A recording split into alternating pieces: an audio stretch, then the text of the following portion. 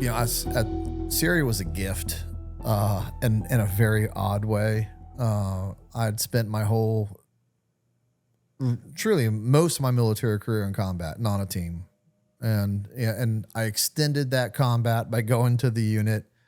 But even at the unit, it felt like I extended it. But again, the handwriting was on the wall that we're not going to be in Afghanistan forever, and combat is going to come to a close. And up comes ISIS, and we're like, wait, we might have one more opportunity. And it did get very annoying that it took us so long. We talked about it before. I mean, how many heads do they have to cut off before you release the hounds of war to be like, and here's the punishment you get for cutting an American's head off? We didn't have to. We did not have to wait that long. In fact,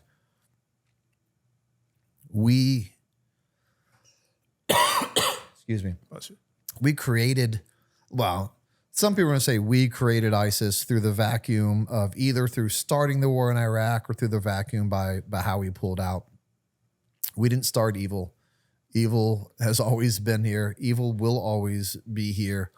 So really the question you have to ask yourself, at what level does America get involved with evil? I mean, that's really the question, right?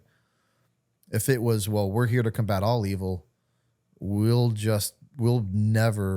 in an endless war and we'll never stop fighting people in Africa, South America, all over the world. So here's Brent Tucker's answer to that.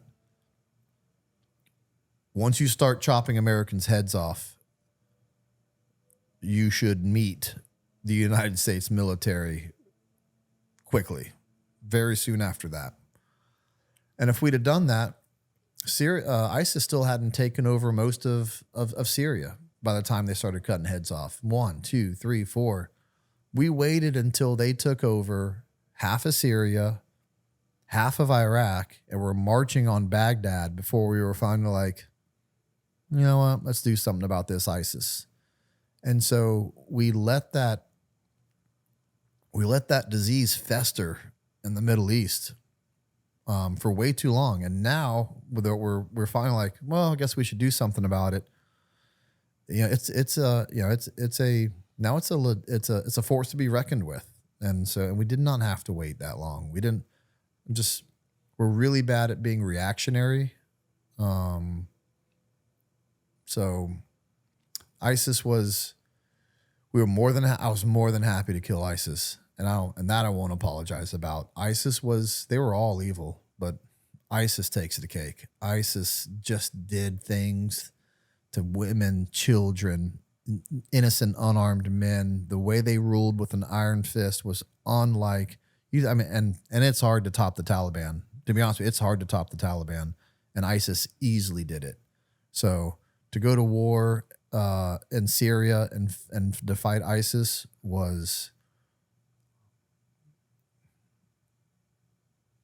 amazing. It was a pleasure to go out there and meet that type of evil and defeat it. It really, if anyone wants to know if America is really a force for good, look no further than ISIS.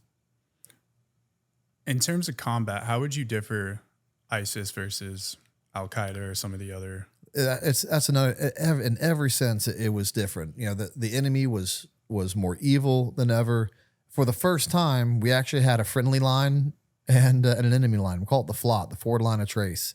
And on this side, bad guys. On this side, good guys. And we never had that in Iraq. Mm-hmm. We really never had that in Afghanistan. So in that aspect, it was refreshing. So I knew where all the good guys were. I knew where all the bad guys were. And it made it really easy for dropping bombs and that aspect. So that wildly differed.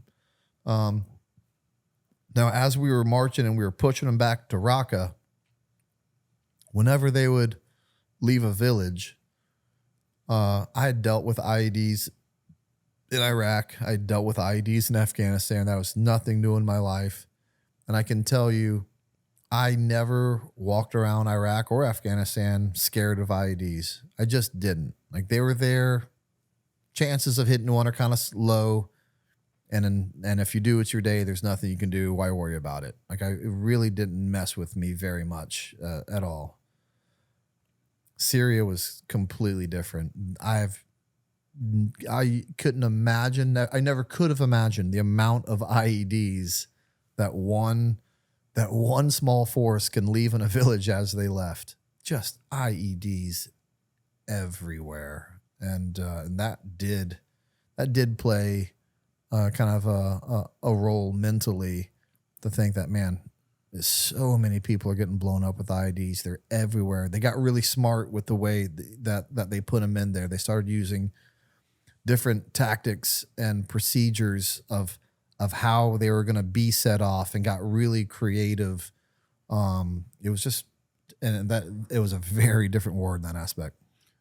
Strategically, like in actual engagements, anything like that, did they work different? Were they better? Were they kind of similar? Like how similar in that aspect? Mm-hmm. They weren't better tactically. Again, they were better IED tactically, but for other than that, your basic tactics of war, they were just as incompetent as the rest of them. And that's not to underestimate our enemy, because you never can. At the end of the day, they will always surprise you, so you always have to be prepared for it.